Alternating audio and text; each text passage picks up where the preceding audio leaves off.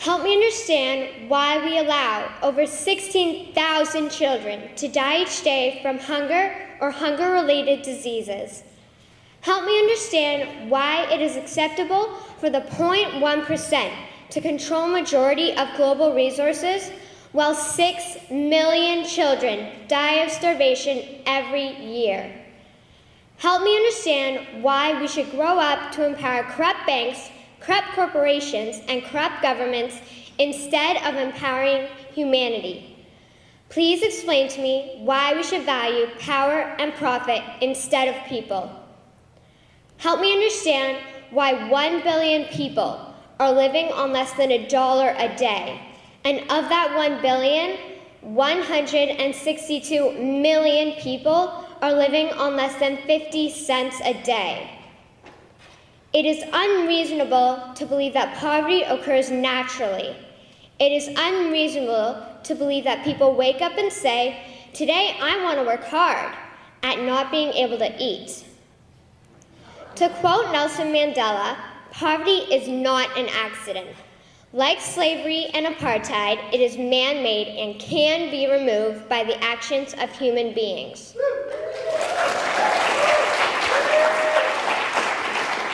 So if poverty is not an accident, then what is causing this pandemic we call poverty? It is the point of this speech to argue that a corrupt and violent group of people, through the use of governments, banks, and corporations, are causing the poverty we are seeing in our world. Allow me to explain how globalized banking is causing poverty, why this should matter to us, and how we can change it. What most of us understand is that extreme poverty occurs when people are not able to procure their basic needs, such as water, food, sanitation, clothing, healthcare, and education. What most of us do not understand is that the reason this type of extreme poverty exists on a global scale is due to the corruption of individuals in our banks, governments, and corporations. How do banks fit into the corruption? They are the credit creators.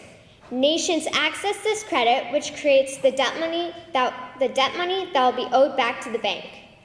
Attached to this debt money is compounded interest.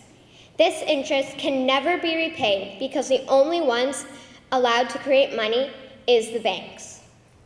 As a result, an exponentially growing national debt is created in every nation that borrows from these banks.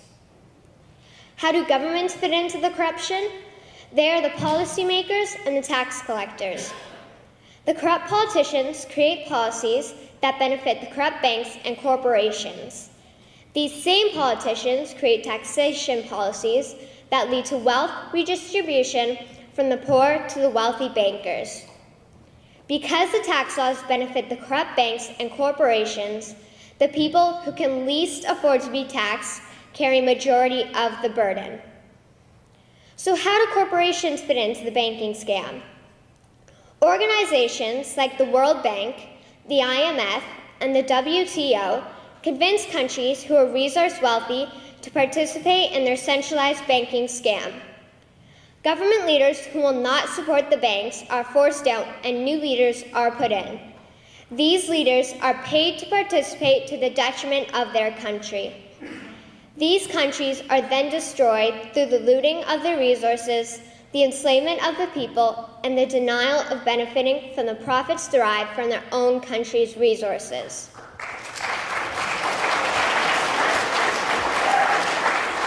Why should this matter to us?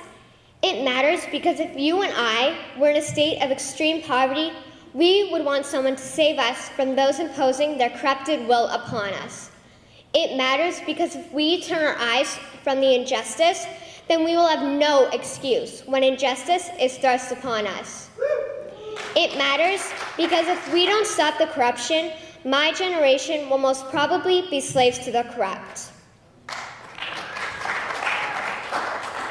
How can we change our present course? One option is that every nation creates its own bank owned by the people and quickly phase out the banks that are subject to the policies of the BIS. Second, close down the entire global centralized banking scam. Then make these corrupt criminals associated with these organizations accountable for what they have done. Third, each nation begins to create its own money supply to help create schools, hospitals, farms, and any other infrastructure needs. Any and all profit will go to the people and not private global corporations. In conclusion, we could begin to remedy the issue of poverty as well as other key issues such as the environment, energy, health, and education simply by stopping these corrupt individuals and groups. Albert Einstein once said, "The world as we have created it is a process of our thinking. It cannot be changed without changing our thinking. So let us change our thinking on governments, banks, and corporations so we can eradicate extreme poverty." Thank you.